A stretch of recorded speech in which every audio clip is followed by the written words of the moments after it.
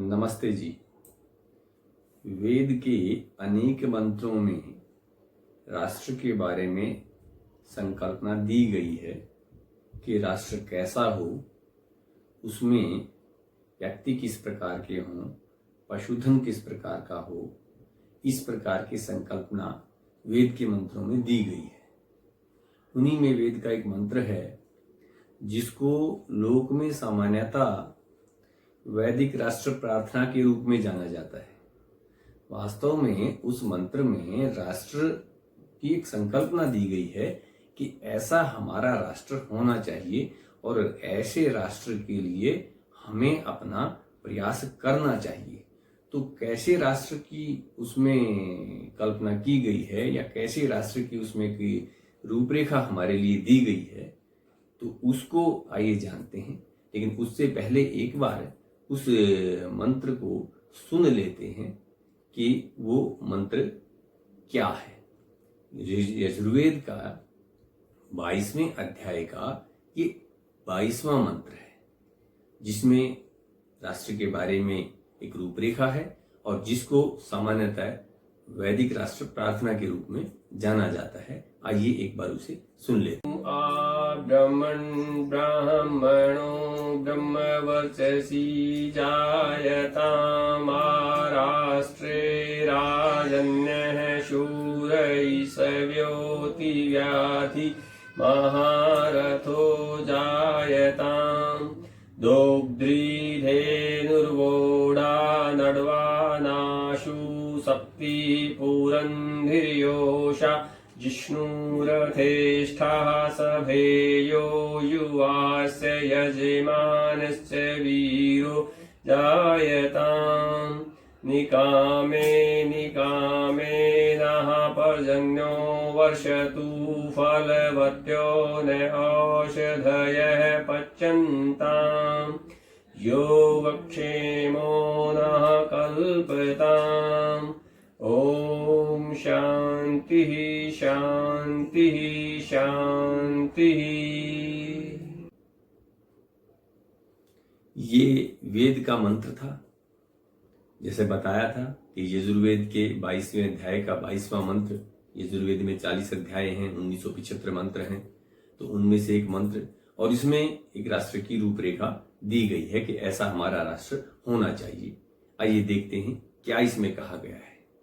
ऋषि दयानंद इसका अर्थ करते हुए लिखते हैं, पहली पंक्ति जैसे है कि ओम आ ब्रह्मणो ब्रह्मवर्चसी जायतामाराष्ट्रे, अर्थात हमारे राष्ट्र में विद्वान ऐसे हों जो ब्रह्म को जानते हो, जो आध्यात्मिक विद्या में निपुण हो। और जब आध्यात्मिक विद्या में विद्वान निपुण होंगे तो वो राष्ट्र को और अन्य सब लोगों को भी ठीक ठीक मार्गदर्शन कर पाएंगे। इसलिए इस प्रकार की परिकल्पना इसमें की गई है। और ऋषि दयानंद जायताम अर्थ करते हुए लिखते हैं कि वो ऐसे विद्वान सब प्रकार से उत्पन्न हों, अर्थात ऐसे विद्वान उत्पन्न हों, बने, ऐसी व्यवस्थाएं हमारे यहाँ हों और वो स्वतः व्यवस्थाएं हों। वो व्यवस्थाएं इस प्रकार की हों कि यदि कोई या जो भी विद्वान बनना चाहे या अधिक से अधिक विद्वान उस रूप में बन सके, इस प्रकार की व्यवस्था हो। ये ना हो कि कोई अगर उस ब्रह्म विद्या को जानना चाहे, अध्यात्म को जानना चाहे, तो उसे जानने का कोई स्थान ही ना मिले। अर्थात ऐसी हमारी यहाँ व्यवस्था होनी चाहिए कि इस प्रकार के ब्रह्म को जानने वाले, आध्यात्मिक विद्या में निपुण, हर क्षेत्र में जो दक्ष विद्वान हमारे बीच में हों और उनकी उत्पत्ति सहजता से होती हो। आगे उसमें आता है राजन्य शूर ईशव्योति व्याधि महारथो जायताम, अर्थात राजपुत्र कैसे हों, हमारे क्षत्रिय कैसे हों, जिनको न्याय की स्थापना करनी है वो कैसे हों, तो उनके बारे में कहा गया है कि वो भी इसी प्रकार से उत्पन्न हो, अर्थात वो भी ऐसे हमारे यहाँ क्षत्रिय बने, ऐसा वातावरण हो कि ऐसे न्याय करने वाले क्षत्रिय बने, राजपुत्र ऐसे न्यायकारी हों और वो ईश्व्यो, ईश्व्य अर्थात वो बाण चलाने वाले हों, बाण चलाना जानते हों, अर्थात क्षत्रिय वो हो जो हथियारों को चलाना जानता हो। अगर क्षत्रिय हथियारों को ही नहीं उसको चलाना आएगा तो कैसे वो कार्य करेगा। और कहा गया कि अतिव्याधि अर्थात शत्रुओं को ताड़ना करने वाले हों, शत्रुओं को माफ करने वाले ना हों, अर्थात शत्रुओं को ताड़ना करने वाले हों, ऐसे योद्धा हों हमारे यहाँ। अतिव्याधि महारथी हों, इनके पास अनेक अनेक रथ हों, और जो अर्थात सेनाएं या उनके पास जो संसाधनों की किसी प्रकार की कमी ना हो, ये उसमें कहा गया है। महारथी इस प्रकार के हों और शूर हों। शूर का अर्थ है यहाँ पर निर्भय हों, वो डरने वाले ना हो, क्योंकि क्षत्रिय अगर डरपोक होगा तो न्याय की स्थापना कर ही नहीं सकता है, वो शत्रुओं का सामना कर ही नहीं सकता है, वो शत्रुओं की ताड़ना कर ही नहीं सकता है, वो तो शत्रुओं को माफ कर देगा। इसलिए इस प्रकार के हमारे यहाँ क्षत्रिय हों, ये उसमें कल्पना या ये उसमें एक रूपरेखा जो है हमारे लिए दी गई है। आगे है दोग्ध्री धेनुर्वोढ़ा नड्वा नाशु शक्ति। दोग्ध्री, अब दोग्ध्री शब्द के ऋषि दयानंद ने दो अर्थ किए, एक वाणी और दूसरा गाय। अर्थात हमारी गाय दूध देने वाली हो, दुधारू हो, और वाणी हमारी ऐसी हो कि हम जिस चीज की भी कामना करें वो हमारी पूरी हो, अर्थात हम सत्य ही वाणी से बोलें, जिसको पूरा किया जा सके वही वाणी से बोलें। और दोग्ध्री का दूसरा गाय, अर्थात हमारे यहाँ दुधारू पशु हों, हम दुधारू पशुओं का पालन पोषण करें, हमारे यहाँ दुधारू पशुओं को पाला जाए। ये नहीं कि जैसे अमेरिका, यूरोप, ऑस्ट्रेलिया में अगर आज देखते हैं तो वहाँ बड़े बड़े फार्म हैं, हजारों की संख्या में पशुओं को पाला जाता है, लेकिन उनको किस लिए पाला जाता है कि उनको स्लॉटर हाउस में काट करके उनका मांस सप्लाई किया जा सके। नहीं, वेद में कहा गया है कि हमारे पास दुधारू पशु हों, हम पालें तो दुधारू पशुओं को दूध के लिए पालें, हम पशुओं को मांस के लिए ना पालें। हमारे पास दुधारू पशु, दूध देने वाले पशु, गाय आदि ऐसे पशु हमारे पास हों। दोग्ध्री धेनु ओढ़ा, अनड्वा, अनड्वान अर्थात बैल, ओढ़ा भारी बोझा ढोने वाले, अर्थात हमारे पास ऐसे ताकतवर बैल हों जो भारी बोझा ढोते हों। और वर्तमान की परिस्थिति हो तो ऐसे हमारे पास बड़े वाहन हों जो हर प्रकार का बोझा ढोने में सक्षम हों। आशु अर्थात तीव्र गति से चलने वाले। सप्ती, सप्ती का अर्थ होता है घोड़ा, अर्थात तीव्र गति से चलने वाले घोड़े हों, तीव्र गति से चलने वाले घोड़े हमारे यहाँ हों, ऐसा वेद में कहा गया है। अर्थात आज की अगर परिस्थितियों में देखें तो हमारे वाहन तेज चलने वाले, वेद में कहीं पर भी किसी कम की, किसी जो है उच्च स्तर से नीचे की बात नहीं की गई है, अर्थात जो भी हो वो उच्च कोटि का ही हो, ये कहा गया है। पशुओं के बारे में ये कहा गया है, दूसरे संसाधनों के बारे में जो हमारा पशुधन है, अर्थात हमारा पशुधन इस प्रकार का हो। आगे एक शब्द आता है पुरंधी योषा। पुरंधी होता है अनेक गुणों से युक्त, योषा का अर्थ है स्त्री या महिला, अर्थात हमारी महिलाएं अनेक गुणों से युक्त हो, मल्टी टैलेंटेड हो। हमारी माताएं, बहनें, बेटियां कैसी हो, मल्टी टैलेंटेड हो। ये तो आज बात उठती है कि महिलाएं हर क्षेत्र में आगे आनी चाहिए, हर क्षेत्र में उनका योगदान होना चाहिए, लेकिन वेद ने तो एक राष्ट्र की उन्नति के लिए आदेश दे रखा है कि महिलाएं मल्टी टैलेंटेड होनी चाहिए, पुरंधी योषा। और आगे फिर कहा गया है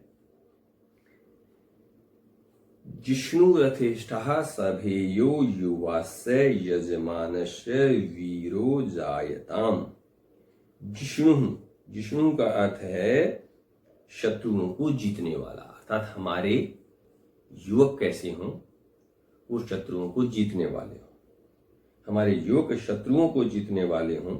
सभेय, सभा में जाने वाले हों, क्योंकि सभा में भी वही व्यक्ति जाता है जो अपने आप को योग्य समझता है या जिसमें आत्मबल होता है, तो कहता है कि हमारे जो पुत्र हों, पुत्रियां हों, वो किस प्रकार के हों कि वो जिष्णु हों। एक तो वो शत्रुओं को हटाने वाले, शत्रुओं को जीतने वाले हों, सभा में जाने वाले हों, सभा में बैठने के योग्य हों, और युवा हों, जवान हों, युवा हों, अर्थात उनमें कुछ न कुछ करने की इच्छा हो, उनके अंदर इनिशिएटिव लेने की इच्छा हो। ऐसा युवक ना हो, ऐसे युवक और युवती ना हो कि जो ढीले ढाले से, जिनमें किसी भी प्रकार का उत्साह ना हो, अर्थात उत्साही हमारे जो है वो पुत्र पुत्रियां हों, उत्साही हमारे युवक हों।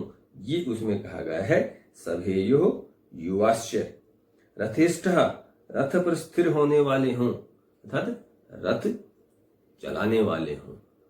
रथ आज की परिस्थितियों में देखें तो वो वाहन के चलाने वाले हों, ऐसा ना हो कि जी उसे तो वाहन चलाना ही नहीं आता है।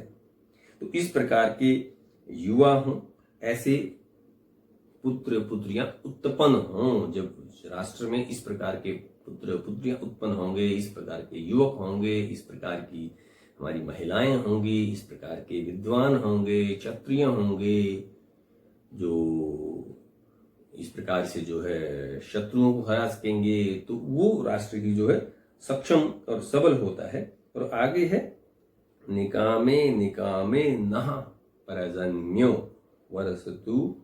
वर्षतु फलवत्यो न औषधयः पच्यन्ताम्, अर्थात निश्चित करके हम जिस जिस काम को करने वाले हों, अर्थात निश्चित करके हम जो जो काम करें उस काम में हमें क्या हो, उस काम में मेघ वर्षें, अर्थात जब जब हम जो जो कृषि का कार्य करें वो मेघ जो है हमारे लिए वर्षें, मेघों से जो है वर्षा हो, जिससे कि उत्तम किस्म की, उत्तम कोटि की फल देने वाली औषधियां जो है वो हमारे लिए उत्पन्न हो, उत्तम कोटि की औषधियां फल देने वाली उत्पन्न हो। जब आवश्यकता हो तब जब मेघ जो है हमारे लिए वर्षेंगे, अर्थात हमें वातावरण ऐसा क्रिएट करना है। ये वेद का आदेश है कि एक राष्ट्र में जब सब मिलकर के ऐसा वातावरण क्रिएट करते हैं कि जहां वर्षा भी समय पर होती है, ना अति वर्षा हो ना न्यून वर्षा हो, और जब जब जिसकी जरूरत हो तब तब जो है मेघ वर्षें, और इस प्रकार की परिस्थितियां हो, तो उत्तम कोटि के फल युक्त औषधियां जो है वो हमारे लिए उत्पन्न हो। और आगे कहा गया है योग क्षेमो नः कल्पताम, अर्थात जो वस्तु हमें प्राप्त नहीं हुई है वो हमें प्राप्त हो, और जो हमें प्राप्त हो उसकी हम रक्षा कर सकें, ऐसा निर्वाह करने योग्य पदार्थों की प्राप्ति हमें हो, ऐसा विधान करो। ये परमात्मा से हम सबकी प्रार्थना भी है, इसलिए उसको वैदिक राष्ट्र प्रार्थना भी कह देते हैं। और एक प्रकार से ये संकल्पना भी है कि हम सबका संकल्प भी ये होना चाहिए कि इस प्रकार का राष्ट्र हमारा हो। जब हम इस प्रकार का व्यवहार निश्चित करके अपने राष्ट्र को बना ले जाएंगे, और बना ले पाते हैं, जैसी वेद में हमें संकल्पना दी गई है, जैसा वेद में हमारे लिए आदेश दिया गया है कि जब इस प्रकार का राष्ट्र होगा तो वो सक्षम, सबल, सब प्रजा को सुख देने वाला और पूरे संसार भर को सुख देने वाला, वसुधैव कुटुंबकम की जो बात करते हैं उस परिकल्पना को भी साकार करने वाला राष्ट्र होगा। तो ऐसे उत्तम कोटि के विचार वेद में हम सब लोगों के लिए दिए गए हैं। तो ये राष्ट्र की संकल्पना का एक मंत्र है जो काफी प्रचलित है, तो हमें इसको भी ठीक ठीक जान के और उसी दिशा में हमें काम करना चाहिए, उसी दिशा में सबको प्रयास करना चाहिए। नमस्ते जी, धन्यवाद।